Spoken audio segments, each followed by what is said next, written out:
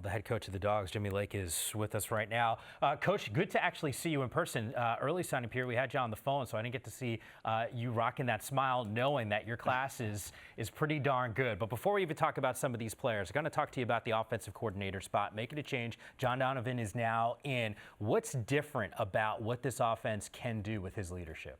Yeah, this is a guy, when I was in the National Football League, I created a bunch of contacts and, I reached out to all my guys and his name just kept popping up. They're like, hey, you need to interview this guy. You need to interview him.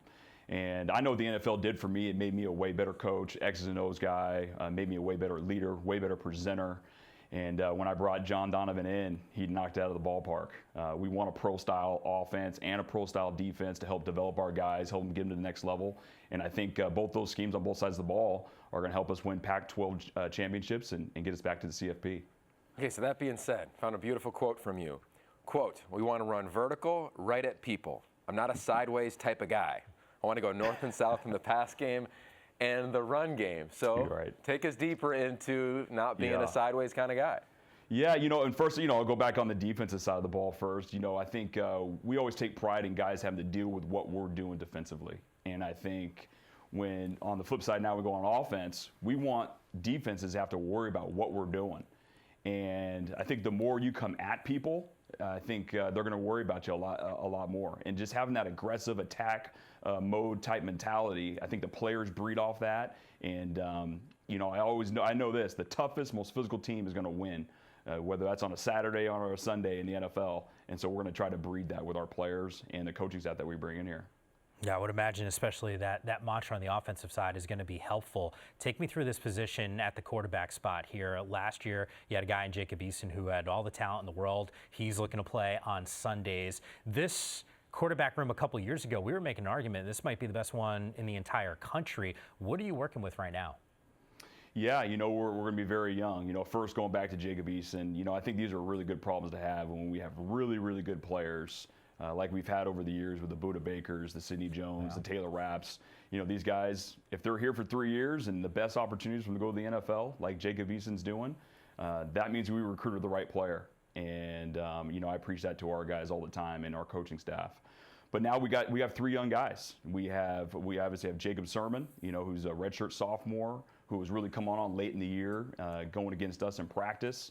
We have Dylan Morris, who was our scout team quarterback last year, who showed a ton of flashes, a lot of leadership, a lot of moxie. And then Ethan Garbers, who just went 15-0 down at Corona Del Mar, won a California state championship, and he'll be with us here in the spring. And so we'll be young, but we'll be talented. And like I tell our whole team, I'm an equal opportunity employer, and whoever learns this offense and can lead this offense is going to get the opportunity to lead our team in the fall. I can't wait to watch these guys compete in the spring, and I also can't wait to continue to watch you guys get some of the best players in your state, let alone your community. Sav'ell Smalls, coach. I mean, this guy, to me, it was just such an interesting process to watch him go from national recruit, could go anywhere in the country, and then truly say, when we talked to him on the phone a couple weeks ago, I wanted to build in my backyard. What's your relationship with him like, and what has that journey been? Yes, and Sav'ell's obviously a smart young man, and he found right away that everything is right here. We have a top 25 program in his backyard. We have a world-class university. We have a world-class city, and you put all that, together, there's no reason to go across the country, go play somewhere else. We can do everything that he needs to do academically, athletically, and as a team right here in Seattle, right here at the University of Washington. And it was awesome for him to see that. His family saw that, and he ended up signing with us. He's an aggressive, smart football player that is going to make a ton of plays for this program. Yeah, another guy that, at least for us, is the top athlete on the entire board in the whole conference is Sam Adams. Where do you see him playing? I feel like he literally could do everything for you. He really can, and that's the ones we want. That's the ones we want to recruit here. The guys that can play on offense, guys that can play on defense, guys that play special teams. I watched his high school, and I watched him win the state championship.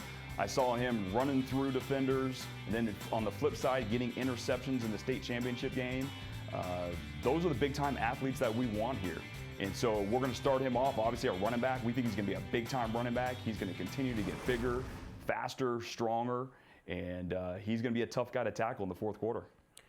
Coach, you just said, hey, I was high school championship game. You mentioned some of those relationships, and I can't help but think the last couple of years in this conference, maybe the best guy that has ever done it is Chris Peterson in terms of building some of those relationships, caring about kids beyond what just football will bring to them. And yet you're talking about some of those relationships that you have with some of the guys signing in this class. I think that's probably the reason why you didn't lose anyone when you took over this job. How are you balancing maintaining those relationships with being a new coach, a head coach now, that's got even more responsibility than you had as a coordinator?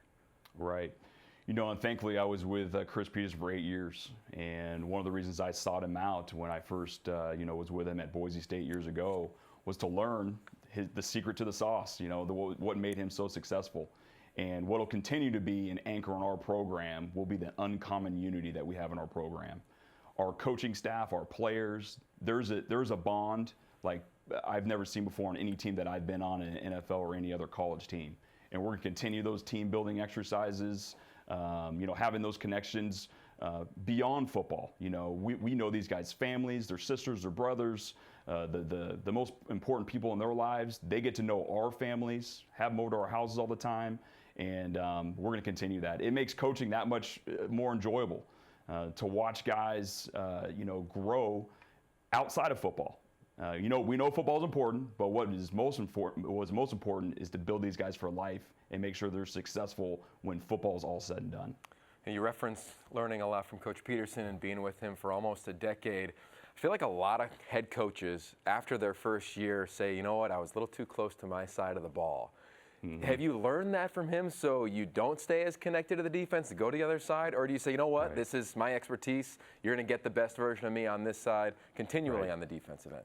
Yeah, it's interesting. I think there's a lot of different ways you can do this to be successful. I've been with John Gruden, who's obviously one of the more successful coaches, and he stayed on offense and made sure that offense was running and just trusted the defense to do their thing.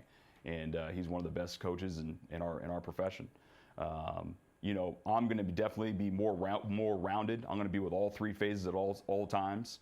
I know this, the first week in spring football, I think I'm going to wear an offensive hat, and I'm going to talk a whole bunch of trash to the defense.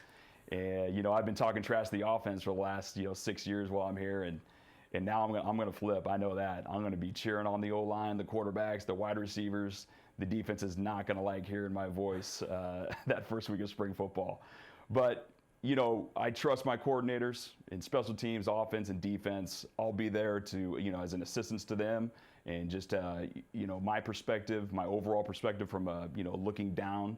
And, but other than that, I'm going to trust those guys to go out there and coach those guys and develop them. Love that. Coach, you were in the game against Alabama. We were there for that college football playoff game. I look at the last couple years, the way you've recruited the defensive front, and I say, man, this is what it looks like at the highest level of college football. How's the development of the guys that are in second, third year in the program, let alone the young men that signed in December?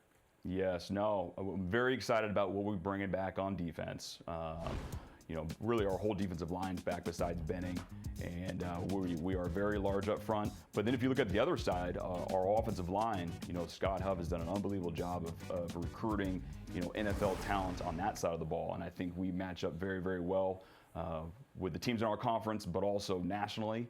And, there's just going to be, we just need a little bit more upgrade of play at certain positions and play a little higher level. In all three phases, if we can all take it up just a little bit of a notch, we'll get back to that CFP and we'll perform better than we did on that day back in 2016. Can't wait to see that happen, Coach. Can't wait to see you on the sidelines this upcoming season. We'll see you in a couple weeks with the spring game. Continued success and congrats again on the class. Thank you so much. Make sure April 25th at 3 o'clock, we need Husky Stadium packed. Let's do it. And go Dogs. Let's do it. I think all of us want to see that because that place, when it gets loud, it is rocking. I was up there actually for the Oregon game. Man, that place was going bonkers for a good stretch of that one. So hopefully we will get to see that in the spring game as well. Thanks, guys.